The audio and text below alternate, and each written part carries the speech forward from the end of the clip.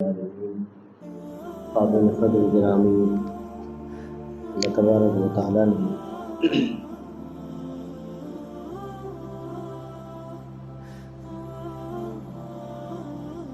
دین اور مذہب کے اعتبار سے اسلام کو اللہ تبارک و تعالیٰ نے پسند فرمایا۔ قرآن کریم میں اللہ تبارک و تعالیٰ نے ارشاد فرمایا ان الدین عند اللہ الاسلام، اے لوگوں دین اللہ کے نزدیک تو صرف مذہب اسلام ہے۔ اس کے علاوہ اگر کوئی شخص کسی اور مذہب، کسی اور ملت، کسی اور دین کو لے کر آئے گا تو اللہ تبارک و تعالیٰ نے ارشاد فرمایا تو اس کو ہرگز قبول نہیں کیا جائے گا، چونکہ اللہ تبارک و تعالیٰ بندوں کی فطرتوں سے واقف ہے۔ اللہ تبارک و تعالیٰ تمام مخلوق کا خالق ہے، اس لیے اللہ تبارک و تعالیٰ بہتر جانتا ہے کہ ہمیں بندے کو کون سے موقع پر، کس موقع پر کون سی عبادت تجویز کرنی ہے، کون سا مسئلہ ان کے لیے مہیا کرنا ہے، یہ اللہ تعالیٰ بہتر جانتا ہے۔ اسی لیے اللہ تبارک و تعالیٰ کے حبیب صلی اللہ علیہ وسلم نے ارشاد فرمایا اسلام کی جو بنیاد ہے وہ 5 چیزوں پر ہے۔ ان 5 چیزوں میں ایک چیز زکوٰۃ ہے۔ اسلام کا جو پلر ہے، اسلام کے جو بنیادی رکن ہے، اسلام کی جو سمجھنے کی چیزیں ہیں، اسلام کی جو شناخت ہے، اسلام جس سے سمجھا اور بوجھا جاتا ہے، اس میں ایک زکوٰۃ بھی ہے۔ توحید، رسالت، باس بعد الموت، مرنے کے بعد دوبارہ زندہ ہونا، حج کرنا، روزہ رکھنا، یہ تمام ایسی بنیادی چیزیں ہیں جس پر اسلام کی عمارت کھڑی ہے۔ اگر ان سب چیزوں میں سے بندہ کسی ایک چیز کا منکر ہو جائے تو اس کو اسلام سے خارج قرار دے دیں گے، اور اگر کوئی شخص ان سب چیزوں کا منکر تو نہیں ہے لیکن وہ چھوڑتا ہے تو اسے فاسق قرار دیں گے اور گنہگار قرار دیں گے۔ تو جس طرح نماز فرض ہے، روزہ فرض ہے، حج بھی فرض ہے اگر استطاعت ہو، ٹھیک اسی طرح زکوٰۃ بھی فرض ہے۔ اور زکوٰۃ مال کا ایک حصہ اللہ تعالیٰ کے راستے میں دینے کا نام ہے۔ مال کا ایک حصہ اللہ تبارک و تعالیٰ کی رضا کے لیے اللہ کے راستے میں دینے کا نام زکوٰۃ ہے۔ سورہ توبہ میں اللہ تبارک و تعالیٰ نے زکوٰۃ کے مصارف بیان فرمایا ہے کہ زکوٰۃ کہاں خرچ کی جائے۔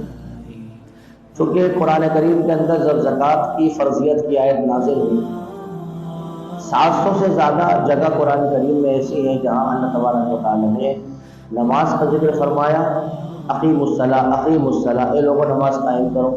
اسی نماز کے ساتھ اللہ تبارک و تعالیٰ نے زکوٰۃ کو ذکر، اقیم الصلاۃ وآتوا الزکاۃ، جہاں جہاں اللہ تبارک و تعالیٰ نے قرآن کریم میں نماز کا ذکر فرمایا ہے وہیں اللہ تبارک و تعالیٰ نے زکوٰۃ کو بھی ذکر کیا، یہ بتانے کے لیے کہ جس طرح نماز امت مسلمہ پر فرض ہے اسی طرح زکوٰۃ بھی امت مسلمہ پر فرض ہے۔ یہ بتانے کے لیے کہ جس طرح نماز بہت اہم عبادت ہے اسی طرح زکوٰۃ بھی اہم عبادت ہے۔ اللہ تبارک و تعالیٰ نے نماز کے ساتھ زکوٰۃ کو اکٹھا کیا قرآن کریم میں، یہ سمجھانے کے لیے کہ جس طرح نماز کا منکر کافر ہے اسی طرح زکوٰۃ کا منکر بھی کافر ہے۔ اللہ کے حبیب صلی اللہ علیہ وسلم کے انتقال کے بعد ابوبکر صدیق رضی اللہ تعالیٰ جب خلیفہ بنے تو کچھ قبائل اور کچھ لوگ ایسے تھے جو نئے نئے اسلام میں داخل ہوئے۔ اسلام ان کے اندر ابھی فطری طور پر رچا اور بسا نہیں تھا۔ اللہ کے حبیب صلی اللہ علیہ وسلم کا انتقال ہوا تو اطراف عرب کے اندر جو قبیلے اسلام میں داخل ہوئے تھے چند مہینوں پہلے، انہوں نے کہا کہ اللہ کے حبیب صلی اللہ علیہ وسلم دنیا سے رخصت ہو چکے ہیں، اب ہم زکوٰۃ بیت المال کو نہیں دیں گے، اب ہم زکوٰۃ اپنے اعتبار سے خرچ کریں گے، ہمارا جہاں من ہوگا ہم وہاں زکوٰۃ دیں گے، ہمارا من نہیں ہوگا ہم زکوٰۃ نہیں دیں گے، اگر ہمارا من کرے گا تو ہم زکوٰۃ دیں گے اور اگر ہمارا دل نہیں چاہے گا ہم زکوٰۃ نہیں دیں گے۔ ابوبکر صدیق رضی اللہ تعالیٰ خلیفہ اس وقت بن چکے تھے۔ ابوبکر صدیق رضی اللہ تعالیٰ کو جب یہ بات معلوم ہوئی کہ چند قبائل ایسے ہیں جو زکوٰۃ دینے سے انکار کر رہے ہیں اور وہ یہ کہہ رہے ہیں کہ اب ہم زکوٰۃ بیت المال کو نہیں دیں۔ زکوٰۃ کا نظام پہلے حضور کے زمانے میں یہ تھا کہ اللہ کے حبیب صلی اللہ علیہ وسلم کی طرف سے ایک عامل مقرر تھا۔ عامل کہتے ہیں زکوٰۃ کو وصول کرنے پر جو شخص معمول ہوتا اس کو بولتے ہیں عامل۔ تو وہ قبائل کے اندر، دیہاتوں میں، گاؤں میں جو صاحب نصاب ہوتے تھے ان کے پاس جاتا تھا اور ان کی زکوٰۃ وصول کر کے لاتا تھا، اس کو بولتے ہیں عامل۔ تو زکوٰۃ لوگ اکٹھا کر کر رکھ لیا کرتے تھے کہ اللہ کے حبیب صلی اللہ علیہ وسلم کا عامل آئے گا اور وہ زکوٰۃ وصول کر کر لے جائے گا۔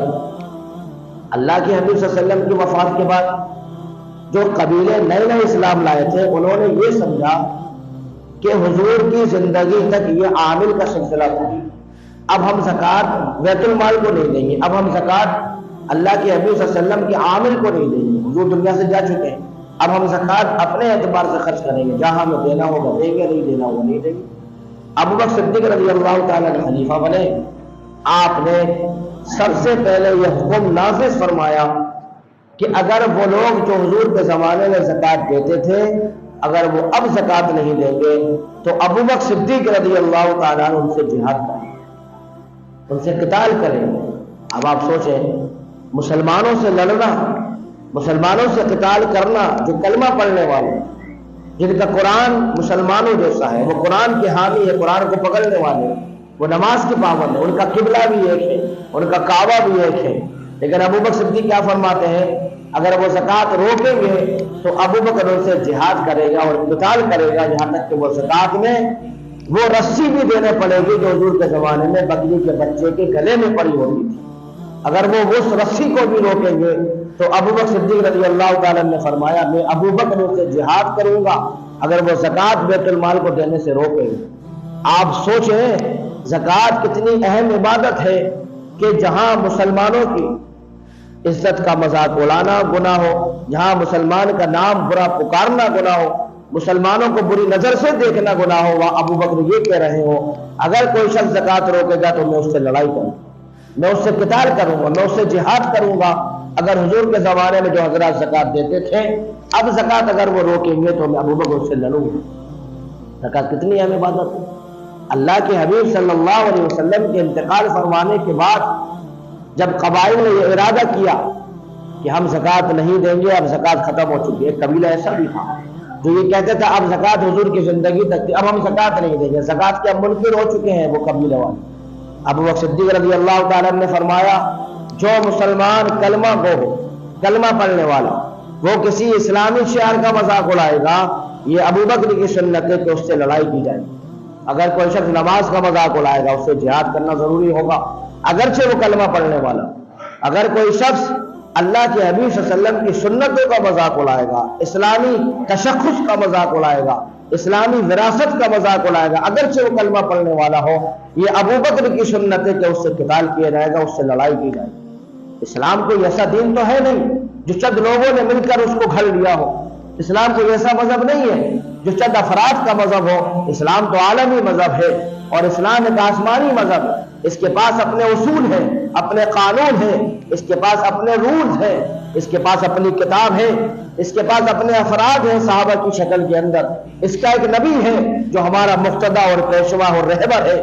ہم کو ایسے لوگ نہیں ہیں جو اٹھائے گیرے ہو یا چند لوگوں نے ایک مذہب کو تشکیل دے دیا ہو، ہمیں تو آسمانی مذہب کے ماننے والے لوگ، ہمارے پاس آسمانی کتاب ہے، ہمارے پاس ایک اپنا مسلم پرسنل لا ہے، ہمارے پاس اپنے اصول و قوانین ہیں، اپنے ضابطے ہیں، اپنے ضوابط ہیں، ہم کسی اور کے قانون کو فالو نہیں کرتے، ہمارے پاس خود کے بنائے ہوئے قانون ہیں، ہمارے پاس خود کے بنائے ہوئے شریعت ہے، ہمارے پاس ساری چیزیں ہیں، ہمیں کوئی ضرورت نہیں ہے کسی اور قانون کو فالو کرنے کی، کسی اور ضابطے پر چلنے کی، کسی اور کتاب کو پڑھنے کی، کسی اور شخص کو ماننے کی کہ ہم اس کو اپنا رہبر بنا لیں، ہم اپنا مقتدی بنا لیں، اپنا آئیڈیل بنا لیں۔ ہمارے پاس ہمارے نبی کافی ہے۔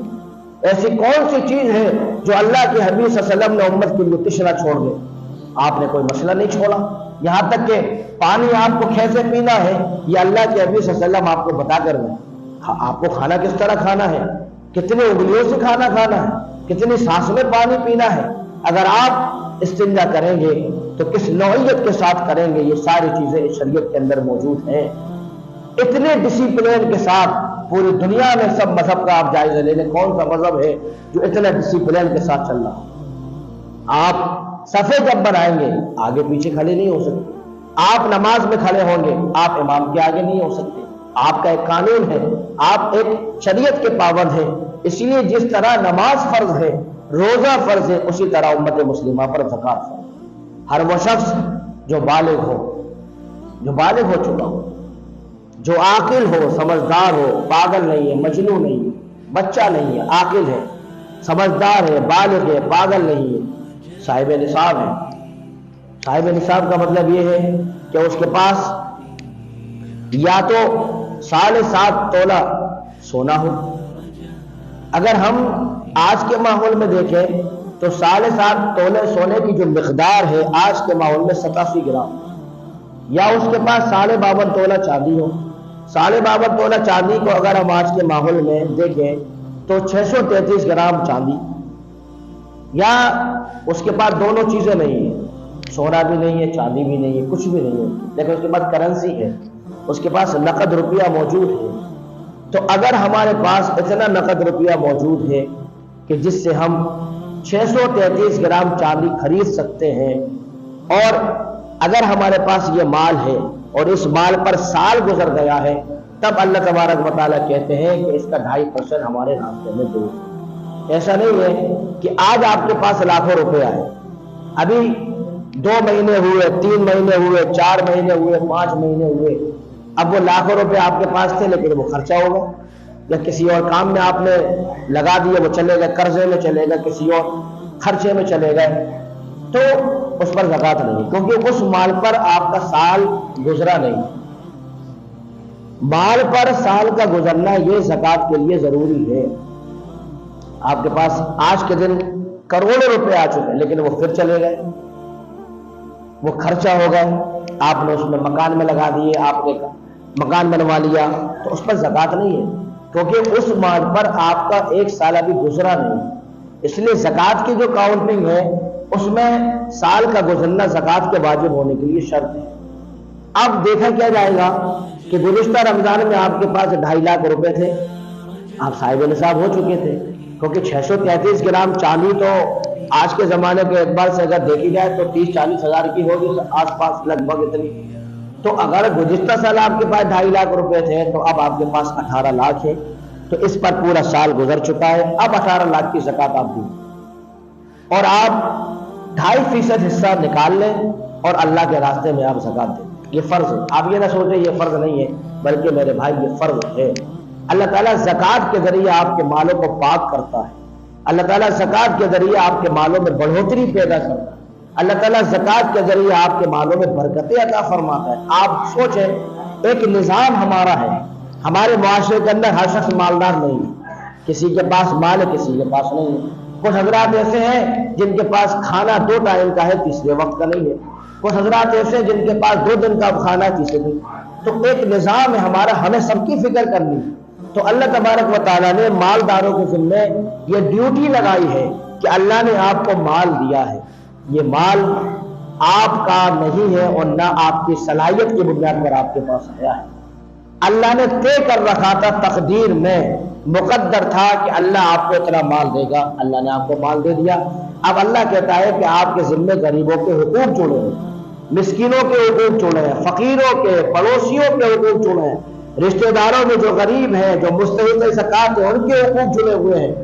ایک بات آپ بتائیں، آپ کے پاس مال ہے، آپ کے پاس اسباب ہے، آپ کے پاس اچھے اچھے کھانے ہیں، اچھی اچھی غذائیں آپ کے لیے میسر ہیں، لیکن آپ ہی کے محلے میں رہنے والا ایک شخص جو مالدار نہیں ہے، اس کو تو نان شبینہ بھی نہیں، اس کے پاس تو ایک وقت کا کھانا بھی نہیں ہے۔ یہ بتاؤ وہ غریب کے جو حقوق ہے وہ کس سے وابستہ ہوں گے؟ وہ اسی مالدار سے ہوں گے جس کو اللہ نے مال دے رکھا۔ اب وہ اپنی زکوٰۃ نکالے گا، وہ پورے محلے میں تلاشے گا، وہ پورے رشتہ داروں میں تلاشے گا، اپنے گھر کے اندر کون مستحق زکوٰۃ ہے، وہ اپنے رشتہ داروں میں زکوٰۃ دے گا، تلاشے گا، اور پھر وہ مال دے گا، پھر وہ زکوٰۃ دے گا تلاش کے سلسلے میں سب سے پہلی بات یہ ہے کہ اللہ کے حبیب صلی اللہ علیہ وسلم نے ارشاد فرمایا، جس شخص پر زکوٰۃ فرض ہو جائے اب اس کو زکوٰۃ نکالنے کی فکر کرنی چاہیے۔ زکوٰۃ نکالنے میں سب سے پہلے وہ اپنے رشتہ داروں کو دیکھے کہ ہمارے رشتہ داروں میں کون ایسا ہے جو مستحق زکوٰۃ ہے۔ مثال کے طور پر 2 رشتے ایسے ہیں جن کو ہم زکوٰۃ نہیں دے سکتے، چاہے وہ جتنے بھی غریب ہوں۔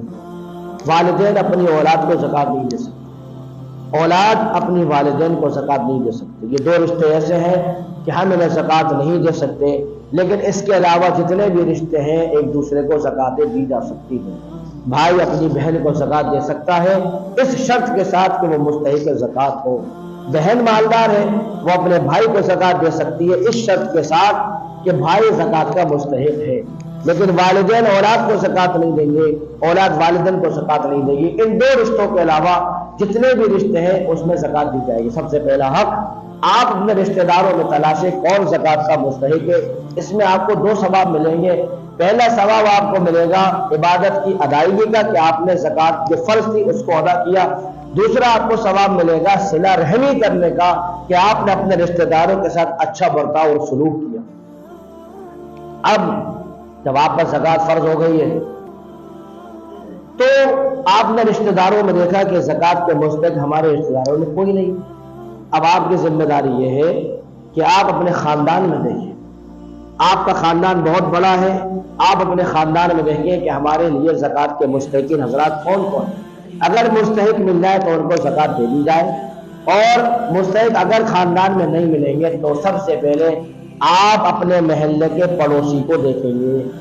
اب آپ اپنے محلے کے پڑوسیوں پر نظر ڈالیں گے، اگر پڑوسیوں میں کوئی مستحق زکوٰۃ آپ کو ملے گا تو آپ اپنی زکوٰۃ فوراً دیں گے۔ اب پڑوسی بھی آپ کی خوشیوں میں شریک ہوں، اور اگر آپ نے نظر ڈالی پڑوسیوں میں دیکھا تو مستحق زکوٰۃ نہیں ملے، پھر آپ اسی طرح دھیرے دھیرے اپنے پورے محلے کا جائزہ لیں گے اور اس پورے محلے کے اندر آپ مستحقین زکوٰۃ تلاشیں گے۔ اگر پورے محلے میں مستحقین زکوٰۃ آپ کو مل گئے، آپ اپنی زکوٰۃ ادا کریں گے اور آپ کو دو ثواب ملیں گے۔ ایک تو آپ کو زکوٰۃ کی ادائیگی کا جو بہت بڑی عبادت ہے، دوسرا آپ کو ثواب ملے گا آپ نے پڑوسیوں محلے والوں کے ساتھ حسن سلوک کیا۔ پڑوسیوں کے اتنے حقوق ہیں، حضور کریم صلی اللہ علیہ وسلم نے ارشاد فرمایا للجار حق، اے لوگوں پڑوسیوں کا تم پر حق ہے۔ پڑوسیوں کے اتنے حقوق ہیں، اللہ کے حبیب صلی اللہ علیہ وسلم فرمانے لگے کہ جبرائیل مجھے پڑوسیوں کے بارے میں حقوق کے تعلق سے اتنی تاکید کرتے تھے مجھے یہ شبہ ہونے لگا کہیں ایسا نہ ہو کہ پڑوسی میراث میں شریک ہو جائے۔ یعنی اتنے حق ہے کہ پڑوسیوں کو وراثت میں سے حصہ نہ ملنے لگے، اتنے پڑوسیوں کے حقوق ہیں۔ اس لیے زکوٰۃ اگر واجب ہو چکی ہے، زکوٰۃ فرض ہو چکی ہے، تو جو ترتیب ہم نے بتائی ہے اس ترتیب سے ہم زکوٰۃ دیں گے تو ہمیں دو ثواب ملیں۔ اب آپ نے دیکھا پورے محلے میں مستحقین زکوٰۃ نہیں، تو بغل والے محلے میں جو مسلمان ہیں ان کو دیں۔ دیکھو یہ مسئلہ بھی یاد رکھنے کی بات ہے کہ زکوٰۃ جو ہے وہ غیر مسلموں کو نہیں دی جاتی، زکوٰۃ صرف اور صرف مسلمانوں کو دی جائے گی، زکوٰۃ غیر مسلموں کو نہیں دی جائے گی۔ زکوٰۃ کے پیسوں سے روزہ افطار نہیں کیا جائے گا، زکوٰۃ کے پیسوں سے دعوتیں نہیں کی جائیں گی، زکوٰۃ کے پیسوں سے فنکشن نہیں کیے جائیں گے، زکوٰۃ کے پیسوں سے غیر مسلموں کی دعوتیں نہیں کی جائیں گی۔ زکوٰۃ پر صرف اور صرف مسلمانوں کا حق ہے، کسی اور مذہب کے ماننے والے کا۔ اگر کسی نے غیر مسلم کو زکوٰۃ دے دی تو اس کی زکوٰۃ ادا نہیں ہوگی، وہ دوبارہ اپنے مسلمان کو زکوٰۃ دے گی۔ کیوں؟ زکوٰۃ یہ مسلمان کے ذمے جو حق ہے یہ اللہ تبارک و تعالیٰ نے مسلمانوں کی رہنمائی کے لیے لگائے ہیں کہ ان کا بداوا ہو، ان کی غم گساری ہو، وہ بھوکے ہیں ان کی بھوک کی شدت ختم ہو، ان کے پاس بھی اسباب مہیا ہو، وہ بھی عید اور رمضان کی خوشیوں میں تمہارے ساتھ شریک ہیں۔ اس لیے زکوٰۃ مسلمانوں کو دی جائے گی، زکوٰۃ غیر مسلموں کو نہیں دی جائے گی۔ زکوٰۃ اپنے والدین کو نہیں دی جائے گی، اپنی اولادوں کو نہیں دی جائے گی۔ اس کے علاوہ جو رشتہ دار ہیں ان کو زکوٰۃ دے سکتے ہیں اور دینا چاہیے۔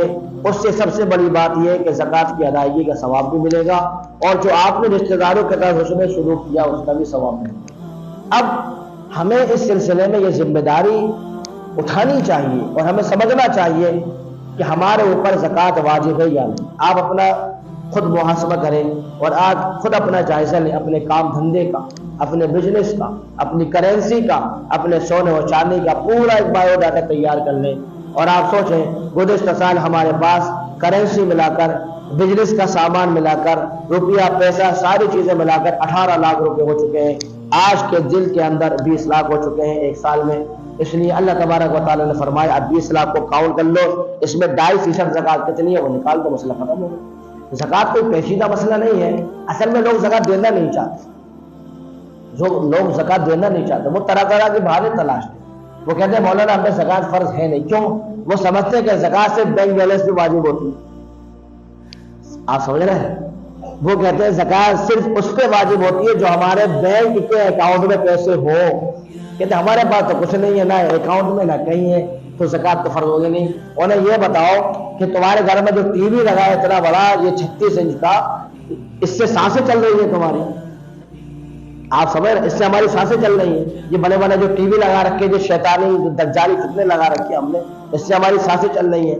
اور یہ چھتریاں لگا رکھی جو گھروں پہ ہم نے، جو دجال کو بلانے کا ذریعہ ہے، ایسے کھلی ہے جو آ جاؤ بھائی ہمارے پاس شیطانی قوتیں ہیں، آپ اترے تو سیدھے ہمارے گھر پہ ہی اترے. شیطان کو اب بلانے کی ضرورت نہیں ہوتی. اب تو شیطان دیکھتا ہے کہاں چھتریاں لگی ہے وہی اتر جاتا ہے وہ سیدھے. سب سے زیادہ جہاں چھتری لگی ہے وہی سب سے زیادہ شیطان اتریں گے. آپ سوچیں، آپ کو یہ باتیں بری لگ رہی ہوں گی لیکن لگنا چاہیے، کیونکہ ظاہر سی بات ہے مسلمان ہونے کے ناطے آپ کی ذمہ داری تھی آپ کو گھر سے باہر کرتے سے. آپ نے تو شیطان فتنوں گھر میں رکھ رکھا. آپ نے 50,000 کی ٹی وی گھر میں لگا رکھی، آپ کے تو زکات نہیں، آپ کے تو زکات نہیں. ٹی وی کو ہوگا 15 سال لیکن زکات نہیں آتے. لیکن پابندی سے آپ سیریل دیکھتے ہیں، پابندی سے آپ اس میں ریچارج کراتے ہیں، پابندی سے آپ ناٹک دیکھتے ہیں بیٹھ کے باقاعدہ فیملی کے ساتھ. ہاں ٹائم ہو چکا ہے، فلاں ناٹک شروع ہونے والا ہے، سارے اکٹھا ہو جاؤ، سارے اکٹھا ہو جاؤ، محلے میں بھی خبر کر دو فلاں سیریل شروع ہونے والا ہے. یہ مسلمانوں کا حال ہے. جہاں 50,000 کی ٹی وی تمہارے گھروں کے اندر ہو اور پڑوسی کے پاس افطار کے لیے افطاری نہ ہو، آپ سوچیں آپ دنیا میں عزیز ہو سکتے ہیں؟ آپ اللہ سے کتنا بھی مانگ لیں. ہم تو کہتے ہیں پورے مسلمان رمضان المبارک کی راتوں میں جاگ جائیں، خوب دعائیں مانگیں، ایک بھی دعا تمہاری قبول نہیں ہوگی. ہم یہ دعوے سے کہہ سکتے ہیں. کیوں؟ آپ کے دل میں خدا نہیں ہے، آپ کی زبان پر خدا ہے. آپ کا جو کلمہ ہے وہ زبان پر ہے، آپ کے دل میں کلمہ نہیں ہے. حضور کی محبت دل میں نہیں ہے، زبان ہی ہے. اگر محبت یہاں ہوتی تو حضور کا ہر کام آپ کو محبوب لگتا، اللہ کی ہر بات آپ کو پسند آتی. اللہ نے جس چیز سے آپ کو روکا آپ اس کے قریب نہیں جاتے. اگر اللہ سے آپ کو محبت ہوتی تو آپ اللہ کی باتوں کو دل میں بساتے. نہیں مجھے نہیں کرنا، میرا رب پسند نہیں کرتا، میرا رب یہ نہیں چاہتا ہے کہ میں یہ کام کو، مجھے نہیں کرنا. آپ کرتے وہی کام ہے لیکن آپ کہتے ہیں میں اللہ کو مانتا ہوں. ٹھیک ہے آپ توحید میں آگے ہیں لیکن اللہ کی محبت آپ کے دل میں نہیں ہے. وہ شخص جس کے گھر کے اندر اتنی بڑی بڑی ٹی ویاں لگی ہوں اس پر زکات فرض ہے. اب آپ سوچئے وہ زکات دے گا کہاں سے؟ وہ ٹی وی کو اٹھائے اور بیچے اور زکات ادا کرے. وہ جو لگا رکھا شیطانی فتنہ اس کو ہٹائے اور وہ مارکیٹ میں جا کے اس کو فروخت کرے. اس کو 3 ثواب ملیں گے. پہلا، شیطانی طاقت اس نے اپنے گھر سے ہٹائی. دوسرا، امر بالمعروف اور نہی عن المنکر کا ثواب. تیسرا، زکات کی ادا کرنے کا ثواب. سمجھ رہے آپ؟ 3 ثواب آپ کو ملیں گے اگر آپ اپنے گھروں سے ٹی وی نکال کے پھینکیں گے. تو جس کا دل چاہے 3 ثواب لینا چاہے تو وہ لے سکتا ہے، وہ آج سے شروع کر دے. اور جس کا دل چاہے وہ نہیں لے. یہ تو بہت بڑا کام ہے. اس کے لیے تو بڑا جگر چاہیے، بڑا گردہ چاہیے کہ ہم حق بات لے کر کھڑے ہوں، سارا زمانہ ہمارے مخالف ہو. پھر دیکھیں آپ کہ ساری جو باطل کی سازشیں وہ آپ ہی بھی کی طرف متوجہ ہوں اور آپ کام کر رہے ہیں. تو زکات کوئی ایسی عبادت تو ہے نہیں کہ اسی پر فرض اور اس کے پاس کروڑوں روپے ہوں. بھائی زکات کے مسئلے تو آپ پوچھیں، اس کا جائزہ تو لیں. آپ کے پاس بزنس کا سامان ہے، آپ موبائل کی دکان رکھے ہیں یا آپ کسی اور چیز کی دکان ہے آپ کی، اس میں جو سامان بھرا ہوا ہے بزنس کے لیے، اگر اس کی قیمت 633 گرام چاندی تک پہنچ جائے گی تو اس پورے سامان کی مالیت پر جو ویلیو ہے اس پر زکات فرض ہو جائے گی. مثال کے طور پر ہماری دکان ہے، اس میں 1 کروڑ کا سامان ہے، وہ بکتا ہے، چلتی ہے دکان ہماری، وہ دکان ہے، بزنس کا سامان ہے، بزنس کے سامان پر زکات فرض ہو جائے. اب وہ 1 کروڑ کی جو ویلیو ہے ہم اس کا پورا پرسنٹیج نکالیں گے اور اس پر سال گزر گیا ہو اگر ہماری دکان پر بزنس کے مال پر تو ہم 2.5% اس میں زکات ادا کریں گے. میرے بھائی اگر یہ زکات کا نظام ہم شروع کریں گے تو مسلمانوں کے اندر غربت ختم ہوگی، ان کی عزتیں نیلام نہیں ہوگی، ان کے گھروں کے لیے چلانے کے لیے انہیں قرضہ نہیں لینا پڑے. سودی قرضوں میں پوری امت جو ہے وہ مبتلا ہے. آپ دیکھیں لوگ بینک سے لون لیتے ہیں، لون جب لیتے ہیں تو آپ دیکھیں جو ہائی ریٹ ہوتا ہے ان کا پرسنٹیج بیاج کا، کبھی 20% ایک سال میں، سال کا کبھی 30%. آپ سوچیں ایک بندے نے اپنی بیٹی کی شادی کے لیے قرض مانگ کسی نے نہیں دیا، کسی نے نہیں دیا. دینا کس کو چاہیے تھا؟ مسلمان کو، پڑوسی کو دینا نہیں دیا اس نے. اب وہ کیا گیا؟ اب وہ گیا بینک والے نے اس کی مجبوری کا فائدہ اٹھایا، اسے قرض تو دے دیا لیکن وہ سودی بوجھ کے تلے دب گئے۔ اب وہ جتنا اس نے قرض لیا اس کا 5 گنا وہ بھر چکا ہے لیکن قرض ادا نہیں ہوا۔ آپ سوچیں کتنے گھر ایسے ہیں جن کی عزت نیلام ہے، صرف وجہ سے ان کے کھانے کو کچھ نہیں ہے۔ کتنے لوگ ایسے ہیں جن کے گھروں کے اندر لڑکیاں بیٹھی ہیں، ان کے رشتے ہو چکے، شادی، کیونکہ شادی تو آپ نے مہنگی کر دی، شادی تو آپ لوگوں نے مہنگی کر دی، سستی شادی تو اب نظر نہیں آتی۔ غریب تو بیچارے سوچتے ہیں کہ اپنی لڑکی کی شادی کیسے کریں گے اب، جبکہ حضور نے فرمایا تھا نکاح سب سے آسان ہے، اور آپ نے سفر میں نکاح کیا، سفر میں نکاح کیا، اتنا آسان نکاح، لیکن وہ آپ نے مہنگی کر دی۔ وہ باپ کا مسئلہ ہے، آپ نے مہنگی کر دی، لیکن آپ سوچیں آپ نے قرض نہیں دیا، اس نے سودی قرض لیا، سودی قرض میں وہ دب گیا، دبتے دبتے دبتے دبتے ایک وقت ایسا آیا دنیا سے چلا۔ کتنے کیس ہم آپ کو ابھی بتا سکتے ہیں اسی جگہ بیٹھ کر کہ ایک باپ صرف اور صرف اپنی بیٹی کو عید کے دن چوڑی نہیں دے سکا۔ خبر ہے کیا ہوا؟ چوڑی نہیں دے سکا۔ چوڑی کوئی بہت مہنگی چیز ہے، ارے بتاؤ مہنگی چیز ہے چوڑی، 10 روپے کا 20 روپے کا ڈبہ آتا سادہ چوڑیوں کا، وہ نہیں دے سکا۔ اس باپ نے خودکشی کر لی عید والے نے۔ آپ پتہ نہیں اتنے پیسے لے کے آپ کہاں جائیں گے؟ قبر میں تو کوئی جگہ نہیں ہوتی رکھنے کے لیے، اور نہ ہی کفن میں جیب ہوتی ہے کہ آپ سوچیں وہاں رکھ لیں ہم۔ اس لیے میرے بھائی امت مسلمہ بہت پریشان ہے، ابھی آپ کو کچھ معلوم نہیں ہے، اس لیے ایک دوسرے کا خیال رکھو، پڑوسیوں کا گھر دیکھو، یہ ذمہ داری آپ کی ہے۔ آپ اپنی زکاتیں نکالیں، ہم کبھی نہیں کہتے آپ ہمیں رسید کرواؤ، ہم نے کبھی نہیں کہا، نہ ہم آج کہتے ہیں نہ ہم کل کہتے ہیں، نہ آئندہ قیامت تک ہم کہیں گے، اور ہم اپنی نسلوں کو بھی کہیں کبھی نہیں۔ جو ترتیب ہم نے زکات کی بتائی آپ اسی طرح زکات ادا کریں گے تو معاشرے سے برائیاں ختم ہوں گی، معاشرے سے عزتیں جو نیلام ہو رہی ہیں وہ ختم ہوگی۔ سودی کاروبار میں آپ دیکھیں، آپ کے اپنے محلے کا جائزہ لے لیں، سودی کاروبار میں کتنی عورتیں پھنسی ہوئی ہیں، آپ لے لیں جائزہ، پھنسی کہ نہیں؟ سودی کاروبار کے اندر بینک سے لون لیا 10,000 کا، اس کا بیاج 800 روپے مہینہ، 900 روپے مہینہ، کیا ہو گئے؟ یہ ذمہ داری تو اس کی تھی کہ پڑوسی کا خیال رکھتا، لیکن اس نے نہیں رکھا۔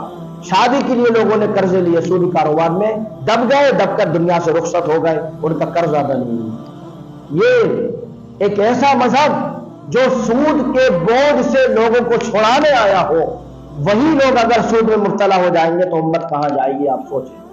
اللہ کے حبیب صلی اللہ علیہ وسلم جب سب سے پہلے وحی لے کر سیدہ خدیجہ کے پاس آئے تو خدیجہ سے کہا تھا، اے خدیجہ مجھے اپنی جان کا ڈر لگ رہا ہے، میں نے ایک فرشتے کو دیکھا ہے جو آج سے پہلے کبھی نہیں دیکھا، مجھے بہت تیز بخار ہے، مجھے کمبل اور کملی اڑاؤ، مجھے اپنی جان کا ڈر لگ رہا ہے۔ ارے خدیجہ نے اس وقت حضور سے کہا تھا اللہ آپ کو ضائع نہیں کرے گا، آپ 5 کام کرتے ہیں۔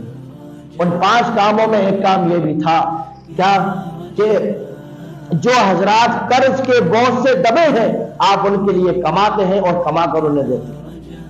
اب بتاؤ کوئی کسی کے لیے کمائے گا؟ ارے بتاؤ کوئی کسی کے لیے کماتا ہے؟ نہیں کماتا، لیکن تمہارے نبی جس کا تم کلمہ پڑھتے ہو وہ دوسروں کے لیے کماتے ہیں۔ وَتَقْسِبُ الْمَعْدُومَ وَتَقْسِبُ الْقَلَّ، یہ وہ چیز تھی بنیادی جو معاشرے کے اندر کے نظام کو قائم رکھتی۔ ہمارا اسلامی نظام اسی پر مبنی ہے۔ آپ زکوٰۃ نہیں دیں گے تو میدان محشر کی سختیاں آپ کے لیے الگ ہیں، اتنے سخت عذاب ہیں کہ ان کو بیان کرنا بہت دشوار ہے، آپ ان کو سن بھی نہیں پائیں گے، آپ کا کلیجہ منہ کو آئے گا۔ اتنے سخت عذاب ان حضرات کے لیے جو اپنی زکوٰۃ نہیں نکالتے۔ لیکن دنیا میں اگر آپ زکوٰۃ نہیں دیں گے تو معاشرہ آپ کا تباہ ہو جائے گا، پورا نظام درم برم ہو جائے گا، معاشرے کا پورا تانا بانا بکھر جائے گا سماج کا، اگر زکوٰۃ آپ صحیح ڈھنگ سے نکالیں گے نہیں۔ کتنی غربت، کتنی پریشانیاں، کتنی بیماریاں معاشرے کے ساتھ لگی ہوئی ہیں، لیکن صرف اور صرف اس وجہ سے لوگ ہاتھ نہیں پھیلاتے ہیں، ان کے اندر خودداری ہے، ان کے اندر جذبہ ہے، اس لیے وہ دوسرے سے مانگتے نہیں ہیں۔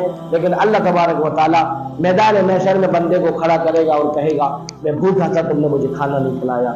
بندہ کہے گا اللہ آپ تو بھوک سے بے نیاز ہے، اللہ کہے گا میرا فلاں بندہ بھوکا تھا تم کہاں تھے؟ وہ کہے گا مجھے خبر نہیں تھی، تو خبر کیوں نہیں رکھی؟ رکھنا چاہیے تھی۔ آپ کے گھر کے محلے کے اندر اتنے گھر ہیں، کس کس گھر میں فاقے ہیں، کس کس گھر کے اندر افطاری کا سامان ہے، سحری کا سامان ہے، ان کے لیے نان شبینہ ہے یا نہیں ہے؟ یہ ذمہ داری ایک پڑوسی کی ہے۔ آپ زکوٰۃ نہیں نکالیں گے اللہ تبارک و تعالیٰ آپ سے ناراض ہو، اور جب امت مسلمہ زکوٰۃ نکالنا بند کر دے گی हुजूर ने फरमाया इस उम्मत पर सबसे पहला अजाब आएगा कि उम्मत के ऊपर बारिश रोक दी जाएगी। अब दुआएं मांगते हैं, अभी महीना आएगा जून और जुलाई का, दुआ मांगो बारिश हो जाए। बारिश हो कैसे? आदमी ज़कात ही नहीं देता, आदमी ज़कात नहीं देता, बारिश नहीं होती। अल्लाह ताला बारिशों को रोक देता। क्यों? क्योंकि बारिश इतनी अच्छी नेमत है, इतनी अच्छी नेमत है। कुरान करीम में अल्लाह तबारक व तआला ने इसको अच्छी नेमत करार दिया। इसलिए मेरे भाई, ज़कात के मसले मुस्तनद आलिम से पूछकर आप तय कर लें कि हम पर ज़कात फ़र्ज है या नहीं। अगर फ़र्ज हो गई है, अपने सारे माल का जायज़ा लेकर अपनी ज़कात को मुस्तहिक़ीन तक पहुँचाएंगे तो अल्लाह तबारक व तआला आपसे राज़ी रहेगा और आपसे खुश होगा। अल्लाह चाहता यही है कि हम आपको रमज़ानुल मुबारक के मर्तबे को आपको बढ़ाएं। इसलिए अल्लाह तबारक व तआला ने रहमत का आशरा जो था वो हमने खो दिया है, वो चला गया है हमारी गफलत की वजह से। जो हमें करना था हम वो नहीं कर सकते। अब है मग़फ़िरत का आशरा। अल्लाह तबारक व तआला हमें इसकी कदर करने वाला बनाए। अल्लाह तबारक व तआला अमल करने की तौफ़ीक़ अता फरमाए। सुन्नत पढ़ने